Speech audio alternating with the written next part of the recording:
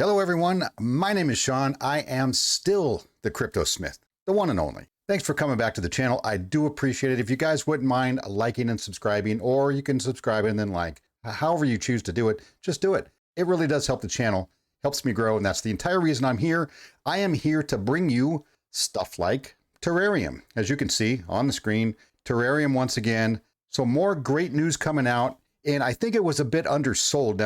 Now, Terareum was obviously giving little hints about some big news coming out, and they were dropping, 5 days, 4 days, 3 days, right? Getting ready, ramping up to this big news. And then the news came out, and a lot of people didn't really think it was that big of a deal. But I do, and I'm going to explain why. Now, what was the news? The news was they are now available and approved to do business in the US, in India, and Dubai, right? They're going to bring a location in Dubai, which is going to be super cool.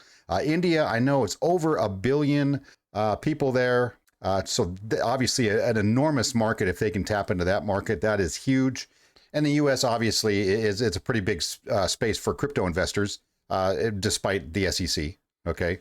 Obviously they're trying to get in the way, and they're trying to kick crypto out of the US if they could, or they could just control it until they crush it. That's old Gare Bear Gensler for you. This was really, a lot of people are touting this not to be that big of news. I guess they were thinking there was something else that was going to be big, maybe cause the price to move. Obviously, that's everybody's intent. They want to see some information come and have the price move, right? I mean, that's kind of why we're all here, to watch this company grow and our investment to grow with it. But here is why I think it is much bigger news than you might have initially thought. For a company like this, a fledgling central exchange in a different country, right? Now, they don't have to follow all of the rules in all of the places. There's some spaces and some locations and countries where they might get away with skirting around the laws and the rules. The US, it's tough to do. And I know there's a lot of cryptocurrencies that are here in the US that don't ever register. And unfortunately, almost all new tokens coming out are really securities. I mean, unfortunately, that's just the way it is. And a security means I invest in a company, and I'm assuming that they're going to do work and they're going to increase the price of my investment, right? I mean, that is a security. I mean, that is the definition of, and a lot of cryptos come out and they don't do any kind of filing, no registration, they don't ask permission, right? They're not doing anything. They're just doing it and see what happens, and then they'll deal with any repercussions as it comes. But a company like this, Terareum, is doing the work ahead of time so that they don't have problems down the road. Now, for them to register with the SEC, which is I'm sure what they did, it's not a very expensive process. The fees they charge are not really that much. I'm sure the attorneys they have to pay in order to put together all of this paperwork. Here is this U.S. Securities and Exchange Commission, the Exchange Act Reporting Registration, right? This is how exchanges and companies will file. And there's a lot of reports, and there's a lot of information that they have to give on the company owners and what they're doing and their assets. And it really all depends on how much assets they actually have and they're holding, or what they're going to hold. So these things, they're going to have to actually do work monthly and quarterly and yearly to submit forms, and anytime anything changes, and what kind of assets are they holding, what tokens are they listing on the exchanges.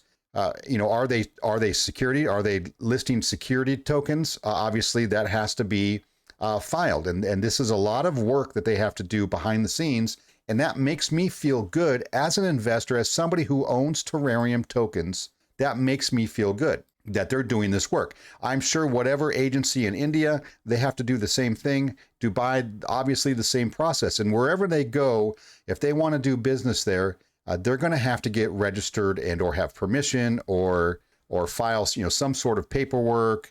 I mean, that's just the way it works. For companies who are solid and who plan on being around a while, a lot of cryptocurrencies, and I'm going to say most of them, don't do any of this. To me, this is huge news, right? I mean, I couldn't be more excited.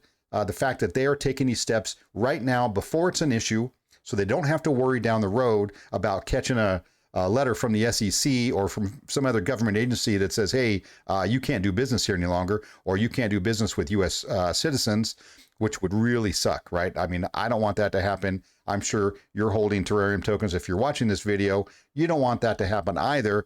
This is them taking this seriously. This is why this is important. This is why this is big news to me, and I think it should be big news to you also. We should be thanking them for putting this stuff out front and doing this now instead of trying to dodge bullets later on. They're doing it right, and I can appreciate that. So great job to the Terareum team. Once again, you know, we didn't really know about this, and sometimes we don't consider these type of things, these behind the scenes, you know, doing the books and putting the paperwork out there and paying the lawyers to put all of this together. I mean, this is big stuff. I mean, this is big boy stuff, right? This is not some little tiny token. This is a centralized exchange, and it's going to be big. So great on them. I really do appreciate that. Now let's go over what else have they done? Obviously, just recently they did a 20 quadrillion token burn. I know it was 19.99. Okay, get off my back. It was, I'm going to call it 20. So they burned, I think it was just over 40% of the remaining supply of the token, which is crazy. I mean, it was insane to do that. We thought, nah, there should be a pump. We should get a bit of movement in the price, but we didn't. I covered that on another video, and I'll maybe throw that up here somewhere. And I explained why we didn't get that pump, right? I thought we were going to, but we didn't. Actually, maybe the price went down, somebody sold. I mean, this happens all the time. It wasn't a big deal. I explained it in my video, and I think I nailed it. But you tell me, go watch the other video and tell me if I got it right as to why we did not pump. And a lot of it has to do with marketing or lack thereof, which is still fine. We're still early. There really isn't anything for them to market just yet other than, hey, come buy the token so the price goes up. But that's not what the team is focused on. So I'm okay with that. Totally fine. I don't have any doubts or fears, you know, about this project. And the fact that they went out and they registered in the US in order to do business as a centralized exchange is huge news. So please take it that way and give them the respect that they deserve. This team still working hard and crushing it. Let's see what else is going on. NFT exchange. No, we're still waiting on that. I notice in here, it doesn't have anything about that 20 quad burn. I think that was something they just kind of pulled out of their, you know what, at the last second to get rid of a bunch of the supply. So obviously we're a long way away from 100,000 holders. Top 5 exchanges listing. And this is something else that I need to ask to find out how they plan on dealing with it, right? We know from experience that these top exchanges, there's two things they don't like. They don't like tokens that have reflections, and they don't like tokens that have a lot of zeros because it's hard for them to deal with on their platform and in their software, whatever it is, the algorithm that they use. They don't like it. They've made it very well known. We knew it when I'm not even going to mention the other project, but obviously there's been several that have had those types of issues, and I don't know. I know another token that I just started covering basically has done the same thing. They come out with 100 quadrillion tokens, and they're giving reflections, and then, you know, they're going to want to get on some of these big exchanges, and that's fine for them to want to do that, but I don't think they're going to be able to unless they do a V2, you know, change the supply and change the price, get rid of all those zeros, and they're probably going to have to get rid of reflections or just allow these token listings to go on and have those exchanges not give out reflections. It's just kind of a pain in the butt for them. It's extra steps, and a lot of these big exchanges, they don't want to deal with that. Now Terareum isn't just another new, you know, tiny token. Like, this thing could be very big, and some of these exchanges may want them on there at some point in the future once the centralized exchange comes out. And I think this exchange comes out Q4 this year, which will be super. I mean, it's going to be massive news for them to actually open up a centralized exchange, have it running, get on there just like KuCoin or Coinbase or Binance and do your trading. And I think on here, Artie Price, who is a big supporter, and I don't know if he's part of the team, maybe he does some marketing. Always a good guy, always a great conversation. Terra Exchange, spot futures and leverage trading for cryptocurrency assets, right? So they're going to add leverage trading as well. That's super cool. I don't do leverage trading because it scares the crap out of me, and I don't have that kind of money just to burn.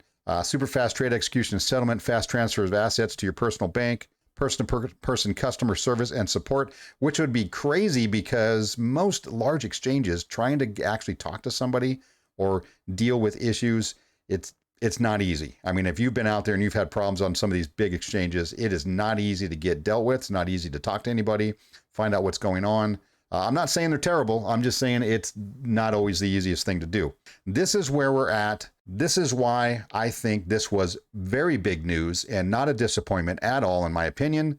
And if you think something different and you don't think this is that big of a deal, let me know in the comments down below, and we can argue it out if you want. I don't mind. I got time. Thanks for coming back, and I do appreciate you guys watching the videos, checking them out, giving me a like and subscribe and all that good stuff. It's always a pleasure to cover Terareum. I really enjoy it. I really think there are big things coming for this company and their holders and the community. So you guys, Teratribe out there, stay strong, and I will catch you guys on the next one.